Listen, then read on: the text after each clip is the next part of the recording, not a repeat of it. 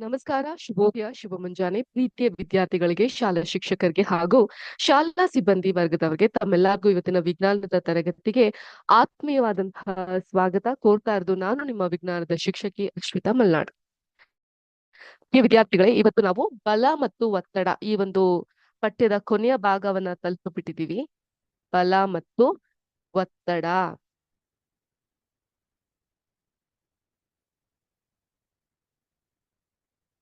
ಬಲ ಅಂದ್ರೇನು, ಒತ್ತಡ ಅಂದ್ರೇನು ಅನ್ನೋದನ್ನ ತುಂಬಾ ಸಂಕ್ಷಿಪ್ತವಾಗಿ ಹಲವಾರು ಉದಾಹರಣೆಗಳ ಮೂಲಕ ಹಾಗೂ ಪ್ರಯೋಗಗಳ ಮೂಲಕ, ಚಟುವಟಿಕೆಗಳ ಮೂಲಕ ನಾವು ಕಲಿಯುವಂತಹ ಪ್ರಯತ್ನವನ್ನ ಈ ಒಂದು ಪ್ರಸ್ತುತ ಪಾಠದಲ್ಲಿ ಮಾಡ್ತಾ ಹೋಗಿದೆ. ಈಗ ಸಕ್ಕರ್ನ ಸಂಬಂಧಪಟ್ಟಂತಹ ರಬ್ಬರ್ ಸಕ್ಕರ್ಗೆ ಸಂಬಂಧಪಟ್ಟಂತಹ ಒಂದು ಚಟುವಟಿಕೆಯನ್ನ ನಾವು ಮಾಡಿದ್ವಿ. ಚಟುವಟಿಕೆ 7.11ರಲ್ಲಿ ನಿಮ್ ನೆನ್ಪಿದ್ರು ಹಾಗೆ. ಈಗ ಪೇಜ್ ನಂಬರ್ 119ನ ತೆಗಿರಿ ಎಲ್ಲಾರು. ಅದ್ರಲ್ಲಿ ನೋಡಿ, ನೀವು ಸಕ್ಕರ್ ಒತ್ತಿದಾಗ ಅದರ ಬಟ್ಟಲು ಮತ್ತು ಮೇಲ್ಮೈ ನಡುವಿನ ಹೆಚ್ಚಿನ ಗಾಳಿಯು ಹೊರಹೋಗುತ್ತದೆ. ವಾತಾವರಣದ ಒತ್ತಡವು ಮೇಲ್ಮೈ ಮೇಲೆ ಪ್ರಯೋಗವಾಗೋದ್ರಿಂದ ಸಕ್ಕರ್ ಮೇಲ್ಮೈಗೆ ಅಂಟಿಕೊಳ್ಳುತ್ತದೆ. ಸೊ ಅಟ್ಮಾಸ್ಫಿಯರಿಕ್ ಪ್ರೆಷರ್ ಅಂತ ನಾವ್ ಏನ್ ಕರಿತೀವಿ, ಆ ಒಂದು ಮೂಲಕವೇ ಸಕ್ಕರ್ ಅನ್ನೋದು ಒಂದು ಗೋಡೆಗೆ ಅಥವಾ ಒಂದು ವಸ್ತುವಿಗೆ ಅಂಟ್ಕೊಳ್ಲಿಕ್ಕೆ ಆಗಕ್ಕೆ ಸಾಧ್ಯ ಆಗ್ತಾ ಹೋಗುತ್ತೆ.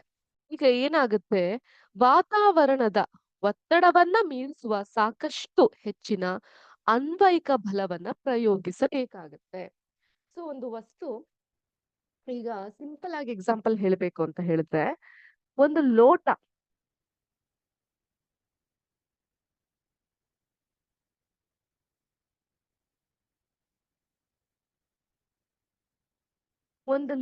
ಏನಿರುತ್ತೆ ಹೀಗಿರುತ್ತಲ್ವಾ ಲೋಟ, ಇನ್ನೊಂದು ಲೋಟಕ್ಕೆ ಹೀಗೆ ಕಚ್ಕೊಂಡಿರೋದ ನೀವ್ ನೋಡಿದೀರಾ. ಪಾತ್ರೆಯನ್ನ ತೊಳೆದು ಹಾಕ್ಬೇಕಾದ್ರೆ ಹಾಕ್ಬಿಟ್ಟಿರ್ತೀವಿ, ಅಥವಾ ಒಂದು ಬಾಕ್ಸ್ ಇನ್ನೊಂದು ಬಾಕ್ಸ್ ಒಳಗೆ ಹೀಗೆ ಕಚ್ಕೊಂಡ್ಬಿಟ್ಟಿರುತ್ತೆ.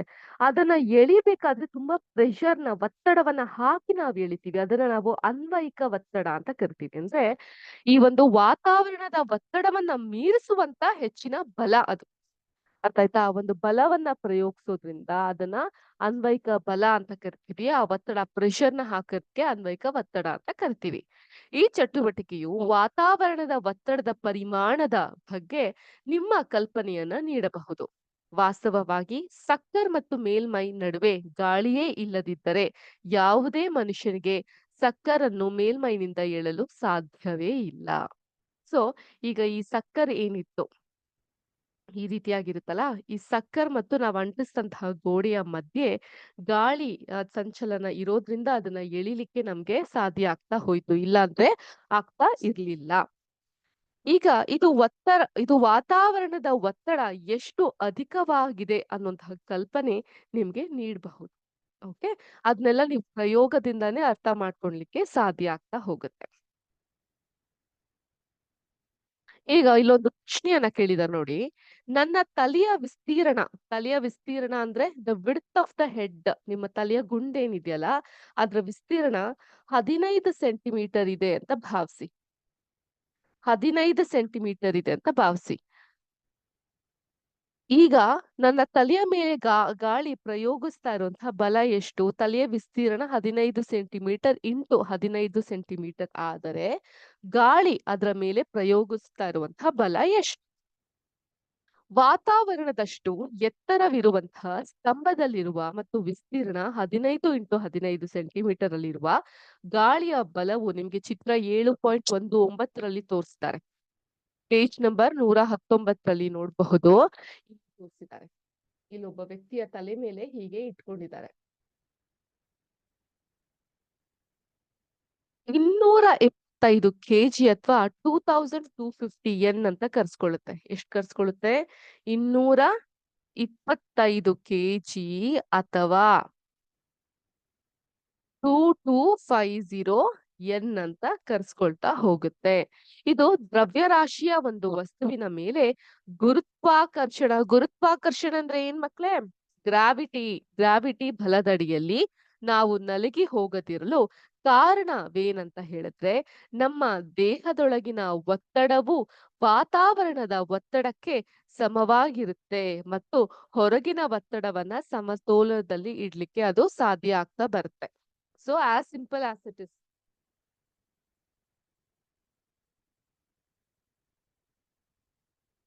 ನಮ್ಮ ದೇಹದ ಒತ್ತಡವು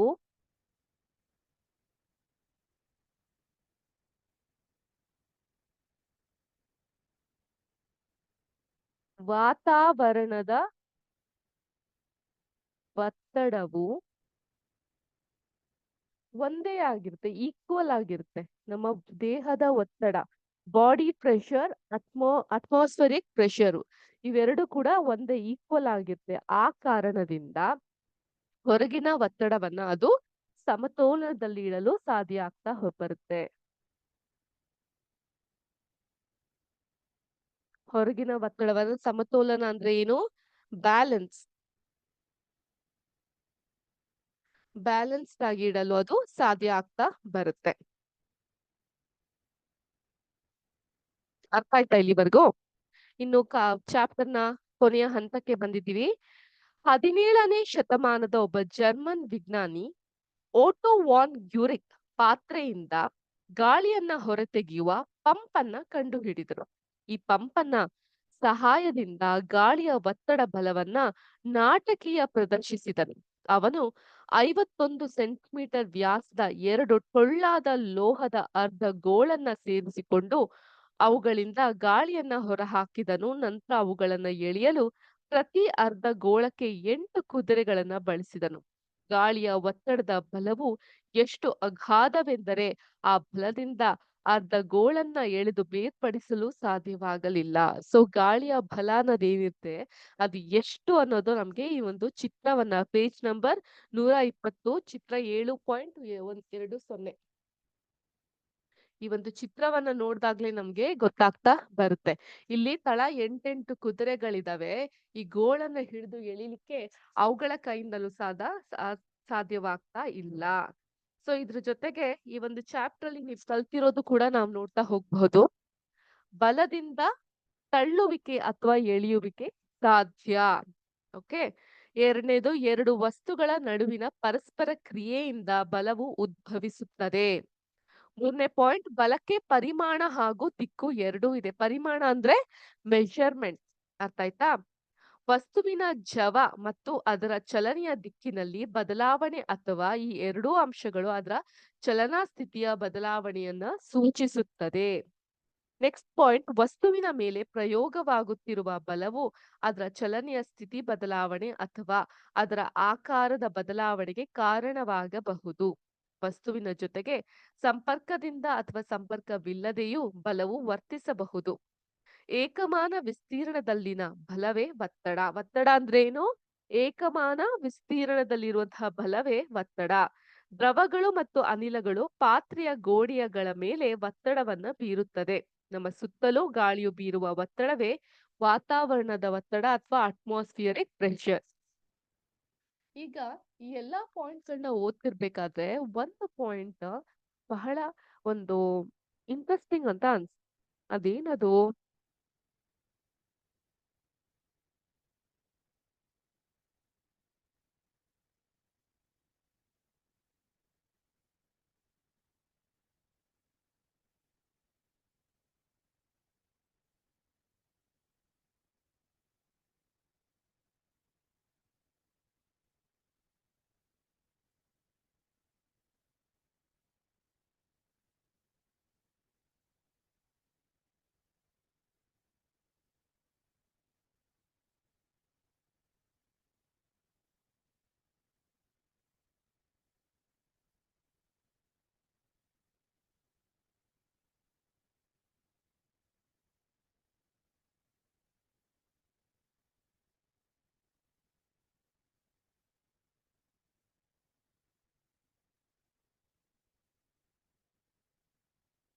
ಓಕೆ, ಏನಿದು ಪಾಯಿಂಟ್? ದ್ರವಗಳು ಮತ್ತು ಅನಿಲಗಳು ಪಾತ್ರೆಯ ಗೋಡೆಗಳ ಮೇಲೆ ಒತ್ತಡವನ್ನ ಬೀರುತ್ತೆ ಅಂತ ನಾನು ಹೇಳಿದ್ದೆ. ಇದನ್ನ ಒಂದು ಸಿಮ್ಯುಲೇಷನ್ ಮೂಲಕ ನೋಡೋಣ. ನಾವು ಸಿಮ್ಯುಲೇಷನ್ ಅಂತ ಹೇಳಿದ್ರೆ ಏನು? ಈಗ ಆಲ್ರೆಡಿ ಒಂದ್ 2-3 ಸೆಷನ್ ಅಷ್ಟು ಸಿಮ್ಯುಲೇಷನ್ ಗಳನ್ನ ನೀವು ನೋಡಿರ್ತೀರಾ. ಸಿಮ್ಯುಲೇಷನ್ ಅಂತ ಹೇಳಿದ್ರೆ ಒಂದು ವಿಷಯವನ್ನ ಚಿತ್ರಗಳ ಮೂಲಕ ನಿಮ್ಗೆ ಅರ್ಥವಾಗುವಂತ ರೀತಿಲಿ ತೋರ್ಸೋಂಥದ್ಕೆ ಸಿಮ್ಯುಲೇಷನ್ ಅಂತ ಕರೀತಾರೆ. ಈಗ ಒಂದು ಸಿಮ್ಯುಲೇಷನ್ ಮೂಲಕ ಈ ಒಂದು ಎಕ್ಸ್ಪ್ಲನೇಷನ್ ಅನ್ನ ನಿಮ್ಗೆ ಕೊಡ್ತಾ ಹೋಗ್ತೀನಿ. ಓಕೆ. ನಿಮ್ಮೆಲ್ಲರಿಗೂ ನನ್ನ ಬೋರ್ಡ್ ಕಾಣಿಸ್ತಾ ಇದೆ ಅಂತ ನಾನು ಭಾವಿಸ್ತೀನಿ. ಕಾಣಿಸ್ತಾ ಇದೆ ಅಲ್ಲ?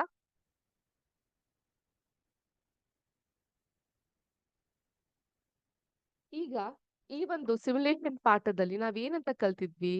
ದ್ರವಗಳು ಮತ್ತು ಅನಿಲಗಳು ಪಾತ್ರೆಯ ಗೋಡೆಗಳ ಮೇಲೆ ಒತ್ತಡವನ್ನ ಬೀರುತ್ತೆ ಅನ್ನೋದ್ರ ನಾವು ಕಲ್ತಿದ್ವಿ. ಸೊ ಅದನ್ನ ಈ ಒಂದು ಸಿಮ್ಯುಲೇಷನ್ ಮೂಲಕ ನೋಡ್ತಾ ಹೋಗೋಣ.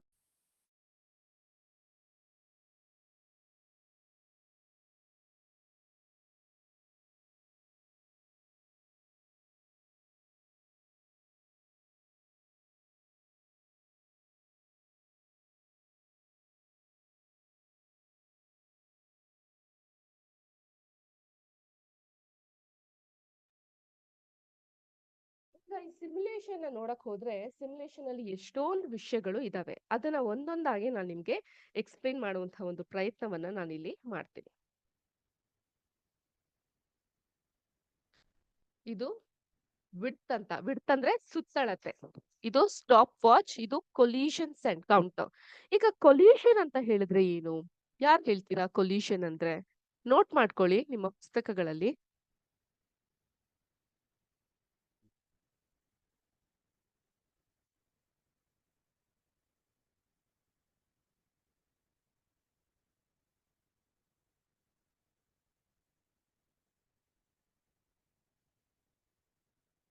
ಕೊಲಿಷನ್ಸ್ ಅಂದ್ರೆ ಘರ್ಷಣೆ.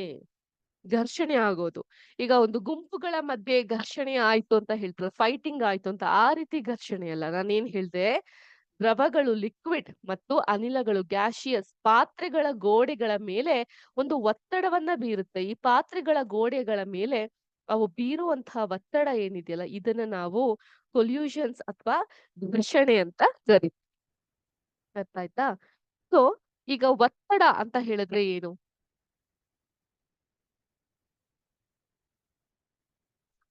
ಒತ್ತಡ ಅಂತ ಹೇಳಿದ್ರೆ ಏನು?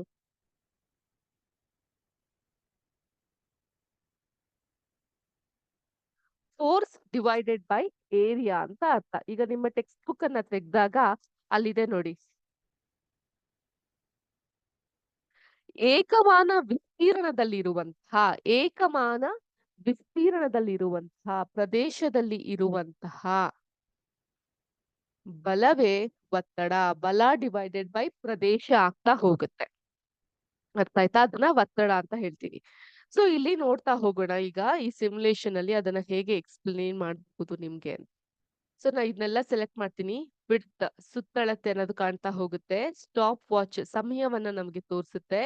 ಕೊಲಿಷನ್ ಕೌಂಟರ್ ಇದರಲ್ಲಿ ಕೊಲಿಷನ್ ಅಂದ್ರೆ ಘರ್ಷಣೆ ಅನ್ನೋದು ಎಷ್ಟಿರುತ್ತೆ ಅಂತ ಇರುತ್ತೆ. ಇಲ್ಲಿ 10 ಸ್ಯಾಂಪಲ್ ನ 10 ಪೀಸು ಅಥವಾ 5, 20 ಇಡ್ಬೋದು. ನಾನು 10 ಅಂತ ಇಟ್ಟಿರ್ತೀನಿ ಇಲ್ಲಿ. ಜೊತೆಗೆ ಇಲ್ಲಿ ಏನಾಗುತ್ತೆ, ಇದು ಪ್ರೆಷರೋಮೀಟರ್ ಅಂತ ಪ್ರೆಷರ್ ನ ಅಳಿಯೋದಕ್ಕೆ. ಇದು ಬಿಸಿ ಅಥವಾ ತಂಪು ಮಾಡುವಂತಹದ್ದು. ಓಕೆ, ಶುರು ಮಾಡೋಣ. ಈಗ ನೋಡಿ, ನಾನು ನಿಧಾನವಾಗಿ ಪಂಪ್ ಮಾಡ್ತಾ ಹೋಗ್ತೀನಿ. ಹೆಚ್ಚು ಹೆಚ್ಚು ಅನಿಲವನ್ನ ಇಲ್ಲಿ ಪಂಪ್ ಮಾಡ್ತಾ ಹೋಗ್ತಾ ಇದ್ದೀನಿ. ಸೊ ಈಗ ಘರ್ಷಣೆ ಎಷ್ಟಿದೆ ಅಂತ ಕೊಡ್ತಾ ಹೋಗ್ತಾ ಇದ್ದೀನಿ. ಪ್ರತಿ 10 ಪೀಸಿಗೆ 350 ಘರ್ಷಣೆಯನ್ನ ನಾವು ಕಾಣ್ತಾ ಹೋಗ್ಬಹುದು. ಕ್ಷಮಿಸಿ. 350 ಘರ್ಷಣೆಯನ್ನ ಈ ಗೋಡೆಯ ಒಂದು ಸುತ್ತಳತೆಯಲ್ಲಿ ನಾವು ಈ ಒಂದು ಅನಿಲಗಳ ಬಿಡುಗಡೆಯಿಂದ ಕಾಣ್ತಾ ಹೋಗ್ಬಹುದು. ಇದು ನಮ್ಗೆ pressure in the case of gases ನ ಹೇಳ್ಕೊಡುತ್ತೆ. ಅರ್ಥ ಆಯ್ತಾ? ಅನಿಲಗಳಿಂದ ಉಂಟಾಗುವಂತಹ ಒತ್ತಡ ಅಥವಾ ಪ್ರೆಷರ್ ಅನ್ನ ತೋರ್ಸ್ಕೊಡುತ್ತೆ. ಈಗ ಈ ಪ್ರೆಷರ್ ಈ ಒತ್ತಡವನ್ನ ಎರಡೇ ಅಂಶಗಳು ನಿರ್ಧಾರ ಮಾಡ್ತಾ ಹೋಗುತ್ತೆ. ಒಂದು ಅಣುಗಳು, ಮತ್ತೊಂದು ತಾಪಗಳು.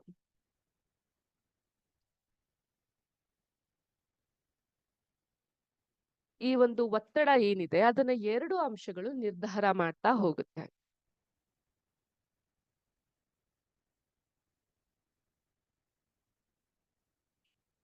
ಯಾವ 2 ಅಂಶಗಳು ನಿರ್ಧಾರ ಮಾಡ್ತಾ ಹೋಗುತ್ತೆ? ಒಂದು ಅಣುಗಳು.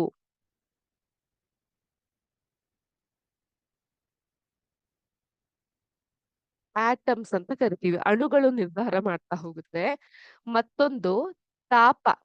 ತಾಪ ಅಂದ್ರೆ ಚೇಂಜ್ ಇನ್ ದ ಟೆಂಪರೇಚರ್. ಅದು ಕೂಡ ಈ ಒಂದು ಒತ್ತಡ ಇಂದ ಘರ್ಷಣೆ ಉಂಟಾಗೋದ್ನ ಅವೆರಡು ನಿರ್ಧಾರ ಮಾಡ್ತಾ ಹೋಗುತ್ತೆ. ಈಗ ನೀವ್ ಕೇಳಬಹುದು, ವೇಗ ಅಥವಾ ವೆಲಾಸಿಟಿ,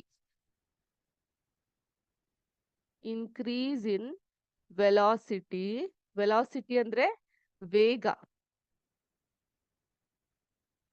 ವೇಗ ಅಲ್ಲಿ ಒತ್ತಡವನ್ನು ಕೂಡ ಇನ್ಕ್ರೀಸ್ ಮಾಡುತ್ತೆ. ದಿಸ್ ಈಕ್ವಲ್ಸ್ ಟು ಅಣು. ಈ ಅಣು ಅಥವಾ ಆಟಮ್ಸ್ ಗಳು ಏನ್ ನಾನು ಒಳಗ್ ಬಿಡ್ತಾ ಇದ್ದೀನಿ ಅವುಗಳ ವೇಗವನ್ನ ನಾನು ಹೆಚ್ಚಾಗ್ತಾ ಮಾಡಿದಾಗ, ವೆಲಾಸಿಟಿ ಅಂದ್ರೆ ವೇಗ, ಅವುಗಳ ವೇಗವನ್ನ ಹೆಚ್ಚಿಸ್ತಾ ಹೋದಾಗ ಒತ್ತಡವು ಕೂಡ ಹೆಚ್ಚಾಗ್ತಾ ಹೋಗುತ್ತೆ. ಅದೇ ರೀತಿ ತಾಪವು ಕೂಡ ಹೆಚ್ಚಾಗ್ತಾ ಹೋದಂಗೂ ಒತ್ತಡ ಹೆಚ್ಚಾಗ್ತಾ ಹೋಗುತ್ತೆ. ಸೊ ಇದು ಹೇಗಿರಬಹುದು, ಇವೆರಡು ಪಾಯಿಂಟ್ ನೋಡೋಣ. By increasing the number of molecules, by increasing ಈ ಮಾಲಿಕ್ಯೂಲ್ಸ್ ಅಂದ್ರೆ ಅಣುಗಳನ್ನ ನಾನು ಹೆಚ್ಚು ಮಾಡ್ತಾ ಹೋದಂಗೂ ಅದು ಒತ್ತಡವನ್ನ ಹೆಚ್ಚಾಗ್ತಾ ಬರುತ್ತೆ. ಅರ್ಥ ಆಯ್ತಾ? ಬೈ ರೆಡ್ಯೂಸಿಂಗ್ ದ ಮಾಲಿಕ್ಯೂಲ್ಸ್, ಅಣುಗಳನ್ನ ನಾನು ಕಮ್ಮಿ ಮಾಡ್ತಾ ಬಂದಾಗ ವೆಲಾಸಿಟಿ ಅಥವಾ ವೇಗ ಅದು ಕೂಡ ಕಮ್ಮಿ ಆಗ್ತಾ ಬರುತ್ತೆ. ಆದ್ರಿಂದ ಈ ಎರಡು ಮೆಥಡ್ ಏನಿದೆ ಅದನ್ನ ತಿಳ್ಕೊಳ್ಳೋಣ. ಮತ್ತೆ ಇವುಗಳ ಜೊತೆ ಇನ್ನೂ ಒಂದು ಪಾಯಿಂಟ್ ಅನ್ನ ನಾನು ನಿಮ್ಗೆ ಹೇಳ್ಬೇಕಾಗುತ್ತೆ. ಈಗ ನಾನು ಹೇಳ್ತಾ ಇರೋದು ನಿಮ್ಗೆ ಅರ್ಥ ಆಗ್ತಾ ಇದ್ಯಾ? ಮತ್ತೊಮ್ಮೆ ಶುರು ಮಾಡ್ತಾ ಇದ್ದೀನಿ. Width, stop watch, collusion. ಇಲ್ಲಿ ನೀಲಿ ಏನು ಇಲ್ಲ ಕೆಂಪು ಯಾವ್ದಾದ್ರು ಆಯ್ಕೆ ಮಾಡಬಹುದು. ನೀಲಿ ಅಂದ್ರೆ ನೀಲಿಯ ಅಣುಗಳು, ಆಟಮ್ಸ್ ಗಳು ಬರುತ್ತೆ. ಕೆಂಪು ಅಂದ್ರೆ ಕೆಂಪಿನ ಅಣುಗಳು ಬರುತ್ತೆ. ಸೊ ಈ ರೀತಿಯಾಗಿ ನಾನು ಹೆಚ್ಚು ಹೆಚ್ಚು ಅಣುಗಳನ್ನ ಈ ರೀತಿ ಹಾಕ್ತಾ ಹೋಗ್ತೀನಿ.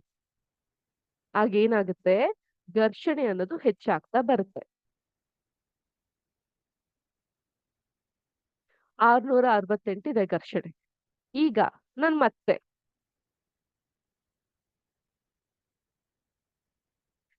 1, 2 ಎರಡೇ ಸಲ ಇದನ್ನ ಹೊಡೆದ್ಬಿಟ್ಟು ನೋಡ್ತೀನಿ. ಸೊ ಅವಾಗ ಘರ್ಷಣೆ ಎಷ್ಟಿದೆ? 159ಕ್ಕೆ ಬಂದು ಇಳಿತಿದೆ. ವ್ಯತ್ಯಾಸ ಗೊತ್ತಾಗ್ತಾ ಇದೆಯಲ್ಲ? ಹೆಚ್ಚು ಹೆಚ್ಚು ಅಣುಗಳನ್ನ ನಾನ್ ಬಿಟ್ಟಾಗ ಅದ್ರ ವೇಗ ಹೆಚ್ಚಾಗ್ತಾ ಹೋಗುತ್ತೆ. ಇನ್ನೂ ಒಂದ್ 4-5 ಸತಿ ನಾನು ಹಿಂಗ್ ಹೊಡ್ದು ಹೀಗ್ ನೋಡ್ದಾಗ ಅದ್ರ ವೇಗ ಹೆಚ್ಚಾಗ್ತಾ ಹೋಗುತ್ತೆ. ಆದ್ರಿಂದ ಘರ್ಷಣೆ ಉಂಟಾಗ್ತಾ ಹೋಗುತ್ತೆ. ಘರ್ಷಣೆ ಅಂದ್ರೆ ಇಲ್ಲಿ ಇದಕ್ಕೆ ತಾಗದ್ಕೆ ಘರ್ಷಣೆ ಅಂತ ಕರೀತಾರೆ. ಸೊ ಘರ್ಷಣೆ ಹೆಚ್ಚಾಗ್ತಾ ಹೋಗುತ್ತೆ. 570 ಆಗಿದೆ ನೋಡಿ ಘರ್ಷಣೆ. ಆದ್ರಿಂದ by increase in the number of molecules there is increase in velocity. ನಾವು ಅಣುಗಳ ಸಂಖ್ಯೆಯನ್ನ ಹೆಚ್ಚು ಆಗ್ತಾ ಹೋದಂಗೂ ಕೂಡ ವೇಗ ಅನ್ನೋದು ಹೆಚ್ಚಾಗ್ತಾ ಹೋಗುತ್ತೆ. ಒತ್ತಡವು ಕೂಡ ಹೆಚ್ಚಾಗ್ತಾ ಬರುತ್ತೆ ಅನ್ನೋ ಪಾಯಿಂಟ್ ನಿಮ್ಗೆ ಅರ್ಥ ಆಯ್ತು. ಈಗ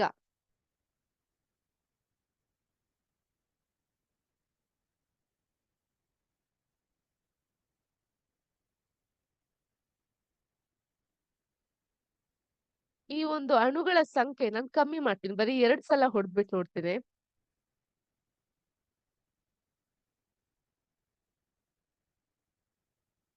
ನೋಡಿ. ಬರೀ 28ನ ನೀವು ಕಾಣ್ತಾ ಹೋಗ್ಬಹುದು. ಸೊ ಆದ್ರಿಂದ by reducing the number of molecules, ಅಣುಗಳ ಸಂಖ್ಯೆಯನ್ನ ಕಮ್ಮಿ ಮಾಡ್ತಾ ಬರೋದ್ರಿಂದ ವೇಗ ಹಾಗೂ ಒತ್ತಡ ಎರಡನ್ನೂ ಕೂಡ ನಾವು ಕಮ್ಮಿ ಮಾಡ್ತಾ ಬರಬಹುದು. ಇನ್ನೊಂದು ಪಾಯಿಂಟ್ ನಾನು ಏನ್ ಹೇಳಿದ್ದೆ, ತಾಪದಲ್ಲಿ ಹೆಚ್ಚೆ ಆದಾಗ.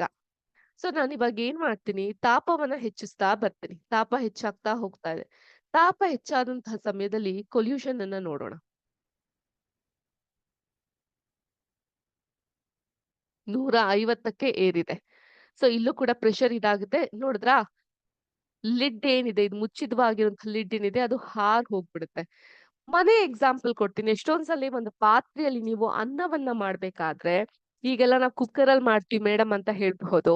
ಆದ್ರೆ ಪಾತ್ರೆಯಲ್ಲಿ ಅನ್ನವನ್ನ ಮಾಡ್ಬೇಕಾದ್ರೆ ಏನಾಗುತ್ತೆ, ನೀರನ್ನ ಹಾಕಿ ಅಕ್ಕಿಯನ್ನ ಬೇಯಲಿಕ್ಕೆ ಇಟ್ಟಾಗ ಆ ಒಂದು ಪ್ರೆಷರ್‌ಗೆ ಏನಾಗುತ್ತೆ, ಮೇಲೆ ಹಾಕಿರುವಂತಹ ಮುಚ್ಚಳದ ಪಾತ್ರೆ ಅದು ಹರಿದಾಡ್ಲಿಕ್ಕೆ ಶುರುವಾಗುತ್ತೆ. ಇಲ್ಲೂ ಕೂಡ ಅದೇ ಆಗಿದ್ದು.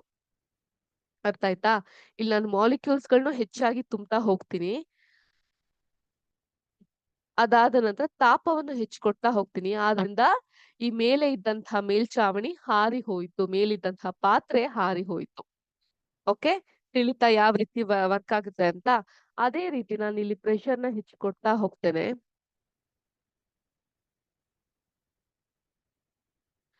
ತಂಪನ್ನ ಹೆಚ್ಚು ಕೊಡ್ತಾ ಹೋಗ್ತೇನೆ.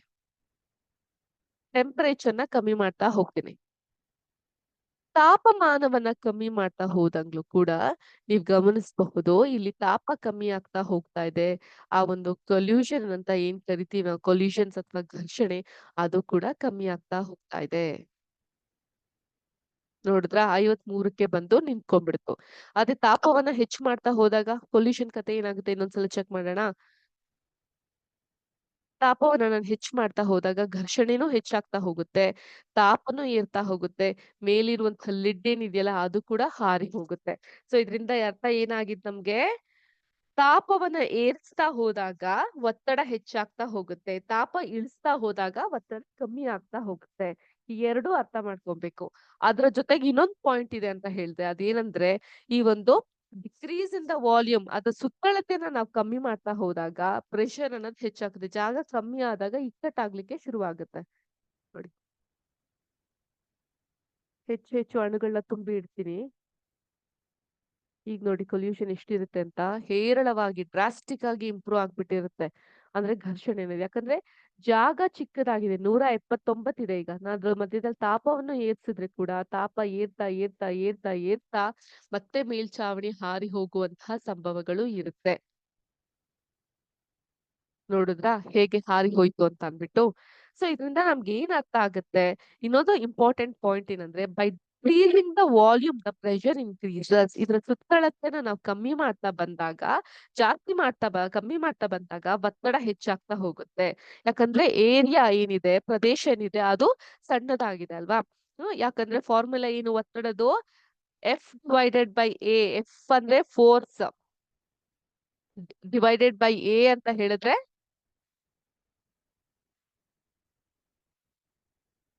ಫಾರ್ಮುಲಾ ಏನಿದೆ ಒತ್ತಡದ್ದು? F divided by A. F ಅಂದ್ರೆ ಏನಿಲ್ಲಿ? ಫೋರ್ಸ್. ಫೋರ್ಸ್ ಅಂದ್ರೆ ಏನು? ಬಲ. ಎ ಅಂದ್ರೆ ಏನಿಲ್ಲಿ? ಏರಿಯಾ. ಏರಿಯಾ ಅಂದ್ರೆ ಏನು? ಪ್ರದೇಶ. ಆದ್ರಿಂದ ನಮ್ಗೆ ಇದರಿಂದ ಏನ್ ಅರ್ಥ ಆಗ್ತಾ ಹೋಗುತ್ತೆ? ಒತ್ತಡವು ಏಕಮಾನ ವಿಸ್ತೀರ್ಣದಲ್ಲಿ ಇರುವಂತಹ ಒಂದು ಪ್ರದೇಶದಲ್ಲಿ ಇರುವಂತಹ ಬಲವನ್ನೇ ಒತ್ತಡ ಅಂತ ಕರಿತೀವಿ. ಸೊ ಆದ್ರಿಂದ ಈ ಸಿಮ್ಯುಲೇಷನ್ ಅಲ್ಲಿ ನಾವ್ ಏನ್ ಅರ್ಥ ಮಾಡ್ಕೊಂತಾ ಹೋಗ್ತೀವಿ?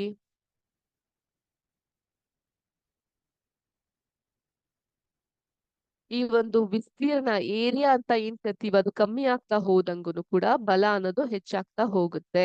ಸೊ ಇದು ಕಮ್ಮಿ ಆದಾಗ ಒತ್ತಡ ಕಮ್ಮಿ ಆಗುತ್ತೆ. ಇದು ಕಮ್ಮಿ ಆಗ್ತಾ ಹೋದಾಗ ಒತ್ತಡ ಅನ್ನೋದು ಹೆಚ್ಚಾಗ್ತಾ ಹೋಗುತ್ತೆ. ಆದ್ರೆ ಈ ಪ್ರದೇಶ ಅನ್ನೋದು ಹೆಚ್ಚಾಗ್ತಾ ಹೋದಾಗ ಒತ್ತಡ ಕಮ್ಮಿ ಆಗ್ತಾ ಬರುತ್ತೆ ಅನ್ನೋದು ನಾವು ಈ ಒಂದು ಸಿಮ್ಯುಲೇಷನ್ ಮೂಲಕ ಕಲ್ತ್ವಿ. ಇದ್ರ ಮೂಲಕ ಏನಂತ ಕಲ್ತಿರೋದು? 3 ಇಂಪಾರ್ಟೆಂಟ್ ಪಾಯಿಂಟ್. ಒಂದು, by increase in the molecules and change in the temperature pressure is increase. ಅಣುಗಳನ್ನ ಹೆಚ್ಚಿಸ್ತಾ ಬಂದಾಗ್ಲೂ ತಾಪಮಾನ ಏರ್ತಾ ಹೋದಾಗ್ಲೂ ಒತ್ತಡ ಹೆಚ್ಚಾಗ್ತಾ ಬರುತ್ತೆ. ಜೊತೆಗೆ when the decrease in the volume the pressure increases. Decrease in the volume ಅಂದ್ರೆ area. Decrease in the area pressure increases. ಪ್ರದೇಶ ಚಿಕ್ಕದಾಗ್ತಾ ಬಂದಂಗೂ ಕೂಡ ಒತ್ತಡ ಹೆಚ್ಚಾಗ್ತಾ ಬರುತ್ತೆ. ಯಾಕಂದ್ರೆ ಒತ್ತಡದ ಫಾರ್ಮುಲಾ ಏನು? ಏಕಮಾನ ವಿಸ್ತೀರ್ಣದಲ್ಲಿ ಇರುವಂತಹ ಬಲವೇ ಒತ್ತಡ. Force divided by area. ಆದ್ರಿಂದ ದ್ರವಗಳು ಮತ್ತು ಅನಿಲಗಳು ಪಾತ್ರೆಗಳ ಗೋಡೆ ಇದೇನ್ ಕಂಡ್ವಲ್ಲ ಇವು ಪಾತ್ರೆಗಳ ಗೋಡೆಯ ಮೇಲೆ ಒತ್ತಡವನ್ನ ಬೀರುತ್ತೆ. ಆ ಒತ್ತಡವನ್ನ ನಾವು ಘರ್ಷಣೆ ಅಥವಾ ಕೊಲಿಷನ್ಸ್ ಅಂತ ಕರಿತೀವಿ. ತಿಳಿತಾ ಮಕ್ಳೇ? ಅರ್ಥ ಆಯ್ತಾ? ಇದಾಗಿತ್ತು ಇವತ್ತಿನ ಸಿಮ್ಯುಲೇಷನ್. ನಿಮ್ಮೆಲ್ಲರಿಗೂ ಅರ್ಥ ಆಗಿದೆ ಅಂತ ನಾನು ಭಾವಿಸ್ತೀನಿ. ಓಕೆ. ಸೊ ಈಗ ನೆಕ್ಸ್ಟ್ ಟಾಪಿಕ್ ಕಡೆಗೆ ಗಮನ ಹರಿಸೋಣವಾ?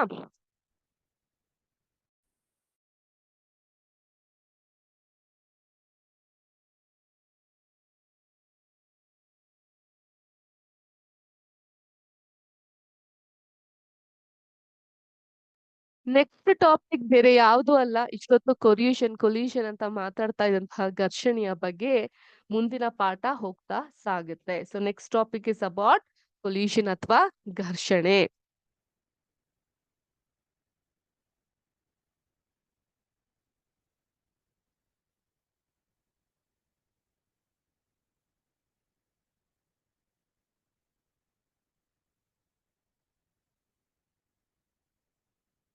ಘರ್ಷಣೆ ಅಥವಾ ಕೊಲ್ಯೂಷನ್. ಏನು ಘರ್ಷಣೆ ಅಂದ್ರೆ? ಹೇಳಿ, ಸಾಮಾನ್ಯ ಭಾಷೆಯಲ್ಲಿ ನಿಮ್ಗೆ ಏನ್ ಅರ್ಥ ಆಗುತ್ತೆ ಘರ್ಷಣೆ ಅಂದ ತಕ್ಷಣ?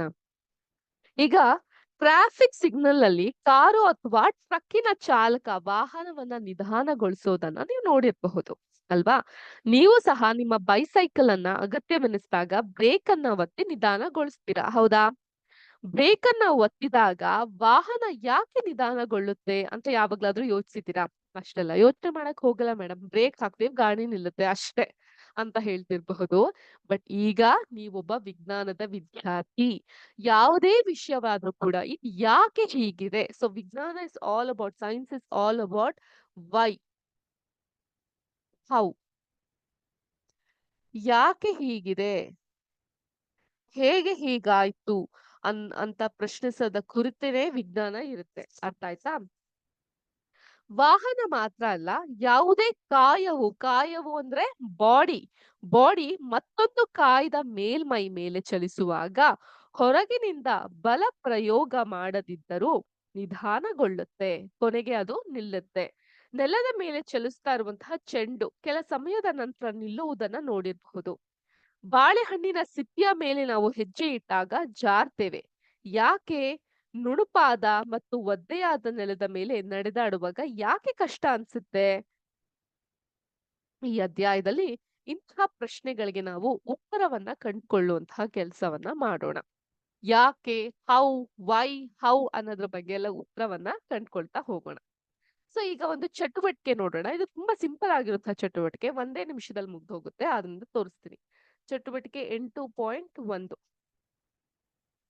ಮೇಜಿನ ಮೇಲಿರುವಂತಹ ಪುಸ್ತಕವನ್ನ ನಿಧಾನವಾಗಿ ತಳ್ಳಿರಿ. ಸ್ವಲ್ಪ ದೂರ ಚಲಿಸಿದ ನಂತರ ಅದು ನಿಲ್ಲುವುದನ್ನ ನೀವು ಗಮನಿಸ್ತೀರಾ. ಪುಸ್ತಕನ ವಿರುದ್ಧ ದಿಕ್ಕಿನಲ್ಲಿ ತಳ್ಳುವುದರೊಂದಿಗೆ ಈ ಚಟುವಟಿಕೆಯನ್ನ ಪುನರ್ವರ್ತಿಸಿ ಅಂದ್ರೆ ರಿಪೀಟ್ ಮಾಡಿ. ಈ ಬಾರಿಯೂ ಪುಸ್ತಕವು ನಿಲ್ಲುವುದೇ. ಇದಕ್ಕೆ ಕಾರಣ ಯೋಚಿಸಬಲ್ಲಿರಾ? ಪುಸ್ತಕದ ಚಲನೆಯನ್ನ ವಿರೋಧಿಸುವ ಬಲವೊಂದು ವರ್ತಿಸುತ್ತಿದೆ ಅಂತ ನಾವು ಹೇಳ್ಬಹುದು. ಈ ಬಲವನ್ನ ಘರ್ಷಣಾ ಬಲ ಅಂತ ಕರಿತೀವಿ. ಸೊ ಈ ಒಂದು ರೀತಿಯಾಗಿ ನೋಡೋಣ. ಇಲ್ಲಿ ನನ್ನ ಹತ್ರ ಒಂದು ಪುಸ್ತಕ ಇದೆ. ಓಕೆ, ಈ ಪುಸ್ತಕವನ್ನ ಹೀಗೆ ಚಲಿಸ್ತೀನಿ. ಚಲಿಸ್ತಾ ಹೋಯ್ತಾ ಒಂದ್ ಸ್ವಲ್ಪ ದೂರ ಹೋಗಿ ನಿಲ್ತು. ಅಪೋಸಿಟ್ ದಿಕ್ನಲ್ಲೂ ಚಲಿಸ್ತೀನಿ. ಸೊ ಇಲ್ಲಿ ವೇಗವಾಗಿ ಹೋದದ್ದು ಇಲ್ಲಿಂದ ಅಷ್ಟು ವೇಗವಾಗಿ ಹೋಗ್ಲಿಕ್ಕೆ ಆಗಿಲ್ಲ. ಸೊ ನಾವು ಮಾಡುವಂತಹ ಪ್ರತಿ ಕೆಲಸದಲ್ಲೂ ಇದನ್ನ ತಡೆ ನಿಲ್ಸ್ತಾ ಇರೋದು ಯಾರು? ಯಾವ್ದಾದ್ರು ಭೂತ ಪ್ರೇತಾತ್ಮನ? ಇಲ್ಲ. ಸೊ ಅದನ್ನೇ ನಾವು ಘರ್ಷಣಾ ಬಲ ಅಂತ ಕರಿತೀವಿ. ಏನಂತ ಕರಿತೀವಿ ಮಕ್ಳೇ? ಘರ್ಷಣಾ ಬಲ ಅಂತ ಕರಿತೀವಿ. ಅರ್ಥ ಆಯ್ತಾ? ಮತ್ತಷ್ಟು ಈ ಒಂದು ಚಾಪ್ಟರ್ ಬಗ್ಗೆ ಇದ್ರಲ್ಲಿರುವಂತಹ ಚಟುವಟಿಕೆಗಳನ್ನ ನಾವು ಮುಂದಿನ ಕ್ಲಾಸ್ ಅಲ್ಲಿ ಮುಂದುವರಿಸ್ತಾ ಸಾಗೋಣ. ಇದಾಗಿತ್ತು ಇವತ್ತಿನ ವಿಜ್ಞಾನದ ತರಗತಿ. ಬಲ ಮತ್ತು ಒತ್ತಡದ ಕುರಿತು ನಾವು ಮಾಡಿದಂತಹ ಪಾಠ ನಿಮ್ಮೆಲ್ಲರಿಗೂ ಅರ್ಥ ಆಗಿದೆ ಅಂತ ಭಾವಿಸ್ತೀನಿ. ಅದೇ ರೀತಿ ಸಿಮ್ಯುಲೇಷನ್ ಕೂಡ ಅರ್ಥ ಆಗಿದೆ ಅಂತ ಭಾವಿಸ್ತೀನಿ. ಯಾರಿಗಾದ್ರೂ ಏನಾದ್ರೂ ಡೌಟ್ಗಳಿದ್ರೆ ಕೇಳಿ ತಿಳ್ಕೊಬಹುದು. ಘರ್ಷಣೆ ಮತ್ತೊಂದು ಇಂಟ್ರೆಸ್ಟಿಂಗ್ ಆಗಿರುವಂತಹ ಪಾಠ. ಅದ್ರ ಬಗ್ಗೆ ಮತ್ತಷ್ಟು ಮಾಹಿತಿಯನ್ನ ಮುಂದಿನ ಕ್ಲಾಸ್ ನಲ್ಲಿ ನಾವು ಮಾಡ್ಕೊಳ್ತಾ ಹೋಗೋಣ. ಅಲ್ಲಿವರೆಗೂ ಎಲ್ಲಾರ್ಗೂ ಶುಭ ದಿನ. ಜೈ ಹಿಂದ್, ಜೈ ಕರ್ನಾಟಕ ಮಾತೆ, ಜೈ ವಿದ್ಯಾಶಕ್ತಿ. ಜೊತೆಗೆ ಸೋಮವಾರದ ಕ್ಲಾಸ್ ನಲ್ಲಿ ಮಲ್ಟಿಪಲ್ ಚಾಯ್ಸ್ ಕ್ವೆಶನ್ಸ್ ಇರುತ್ತೆ. ಯಾವ ಒಂದು ಪಾಠದ ಕುರಿತು ಮಲ್ಟಿಪಲ್ ಚಾಯ್ಸ್ ಕ್ವೆಶನ್ಗೆ ನೀವು ಪ್ರಿಪೇರ್ ಆಗ್ಬಿಟ್ಟು ಬರ್ತೀರಾ?